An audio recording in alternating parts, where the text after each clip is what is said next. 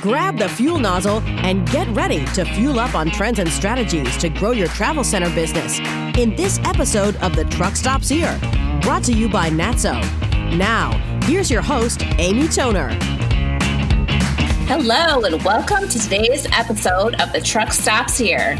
I'm your host, Amy Toner, and I'm here with my co-host, Mr. Darren Schulte. Hi, Darren. Hi, Amy. How are you today? Good. You are listening to the Truckstops Here, Natso's podcast.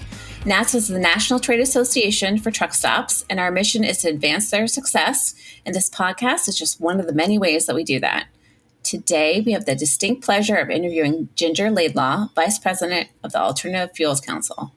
Ginger has worked for renewable fuel marketers, blenders, and producers for more than 9 years, and she previously worked as an environmental consultant for several years. Hi, Ginger. Hello. How are you? Ginger, good. Ginger is going to tell us about biodiesel. Let's start with hopefully an easy question, which is, what is the Alternative Fuels Council?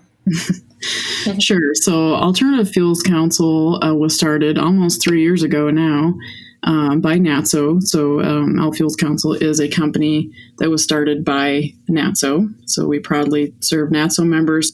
We also serve non-Natso members. So any renewable fuel marketer or blender, we provide a service. So what we do is we help with federal and state regulations, incentives, supply options, infrastructure advice, some fuel quality. We also provide a online RIN management system that we help with RIN management and compliance for the Renewable Fuel Standard, or RINs. Okay.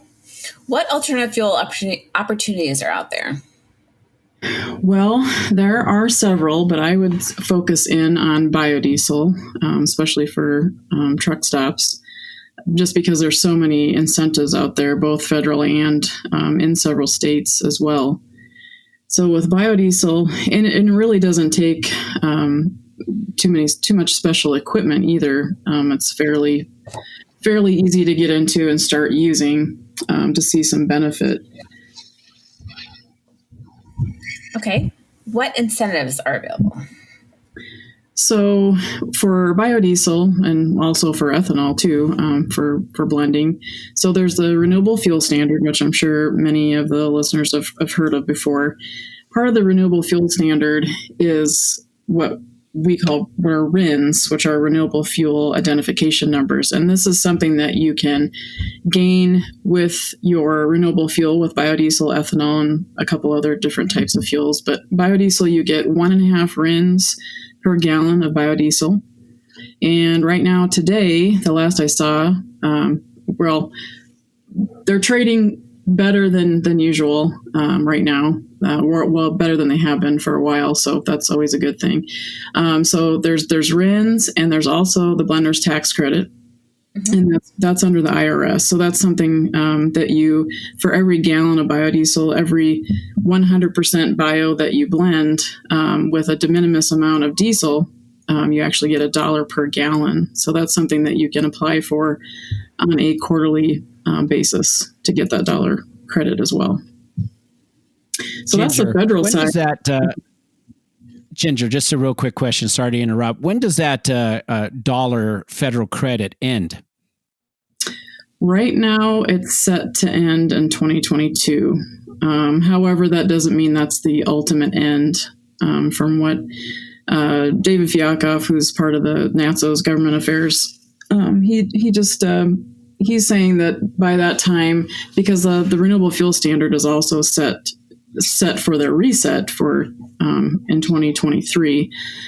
So kind of in the same time period, we've got both the blender's tax credit and RFS looking to maybe at that time period, towards the end of 2022, we'll be looking at resetting possibly both of them.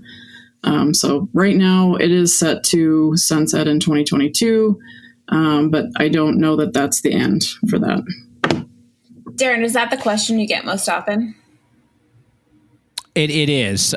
So a lot of folks that are interested in, getting into the biodiesel business, for lack of better words, always want to know when that is going to end. A quick other question, though, for those listeners that have never heard of RFS, do you mind giving just a real quick update or overview of what RFS is? Sure. So the renewable fuel standard started back in 2007.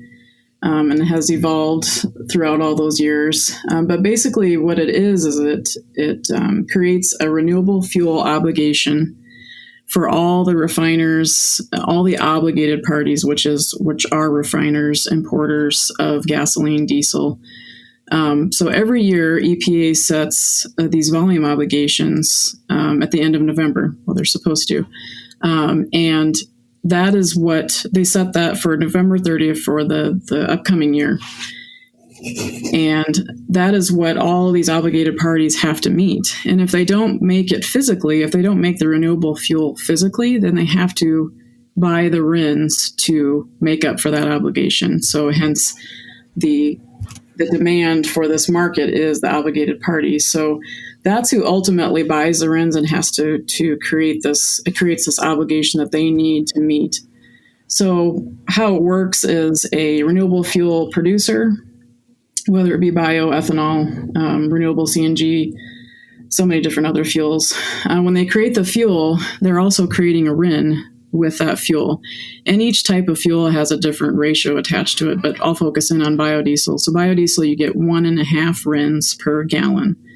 And that's based on greenhouse gas emissions, how that ratio is determined.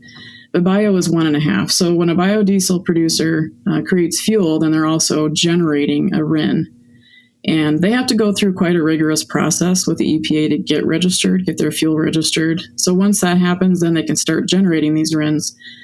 And a couple different ways you can buy fuel or buy the bio with RINs is, it could be coming from the rack. You could be buying it directly from the biodiesel producer. So they would send you, you would be purchasing gallons and RINs attached.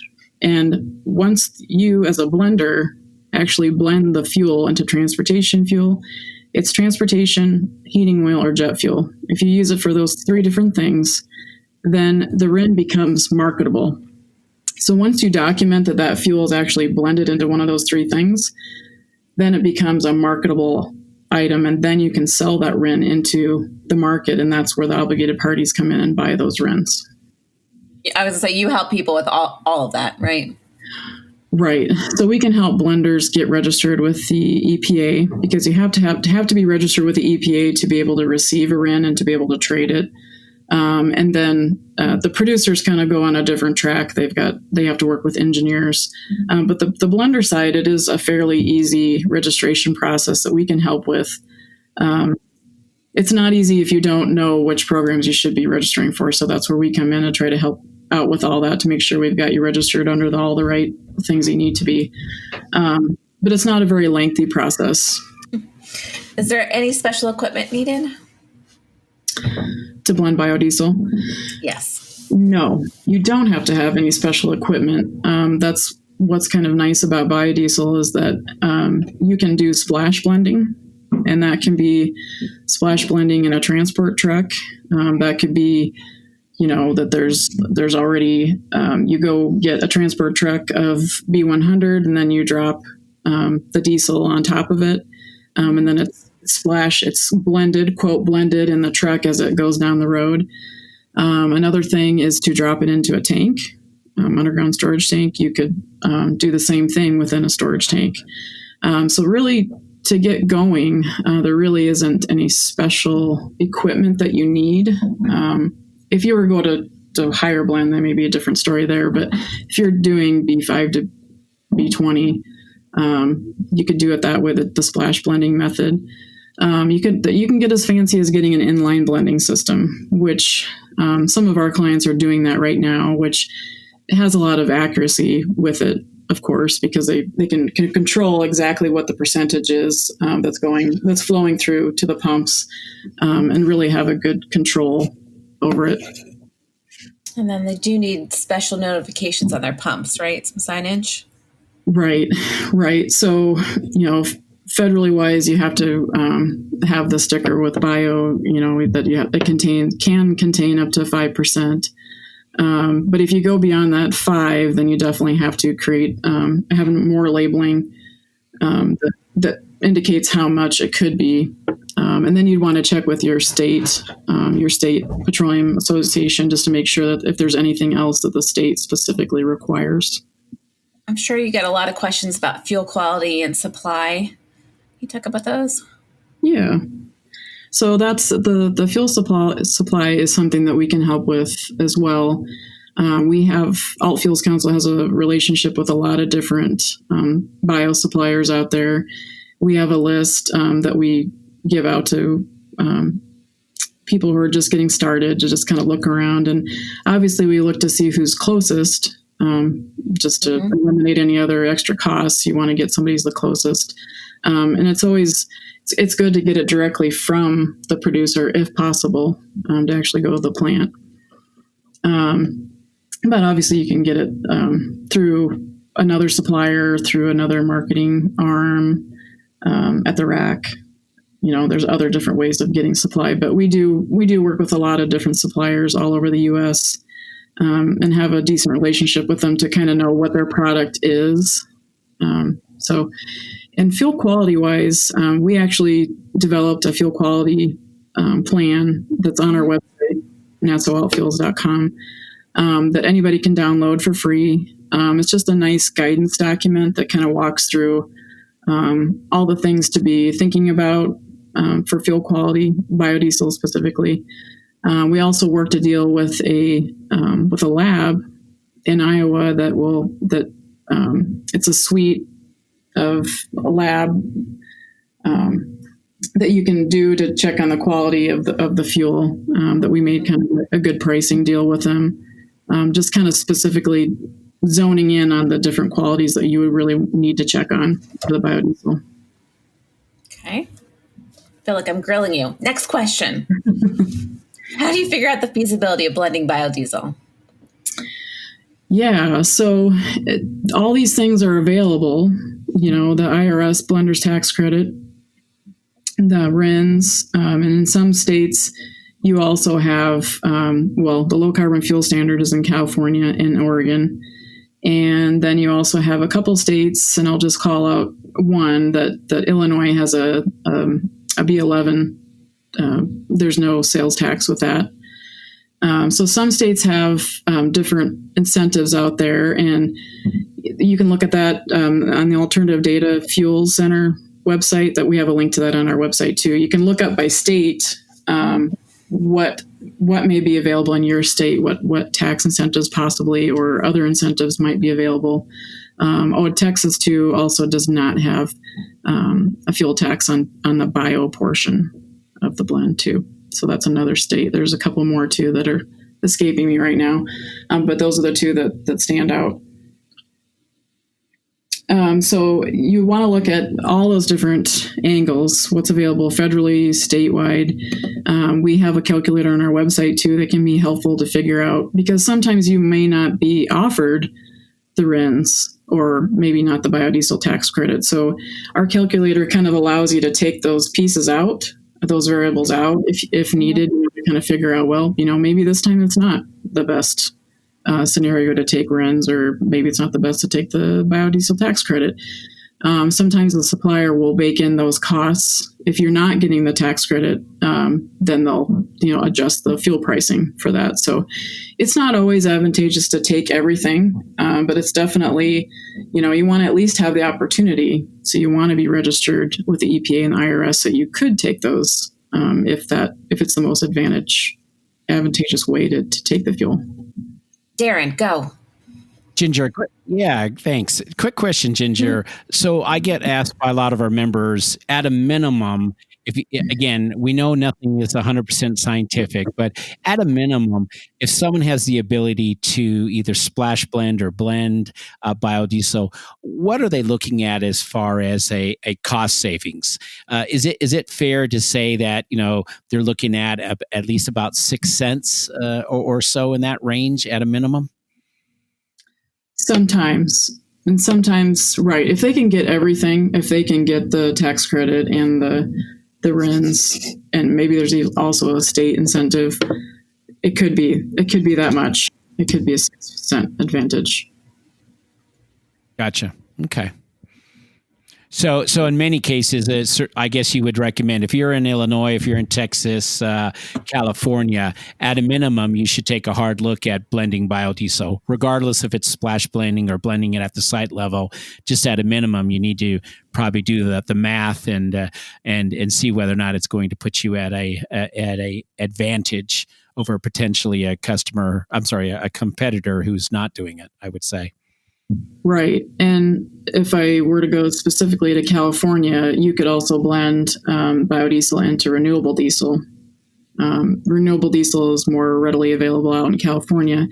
And some folks are finding that the B20 renewable diesel, 80% renewable diesel, 20% bio is a good economic advantage.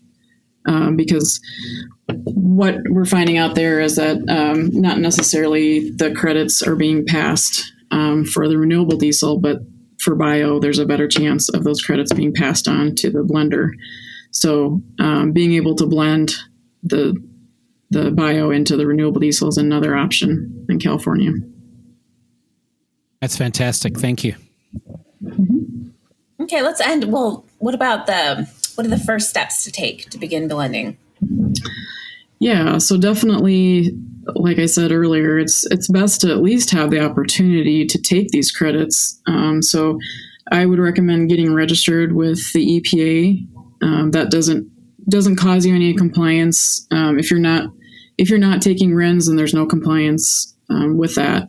So just getting registered with the EPA so you can at least begin taking the RINs if you want to, if it makes sense. And then IRS, getting your 637M registration. That's a blender's license. And that can help you get the blender's tax credit.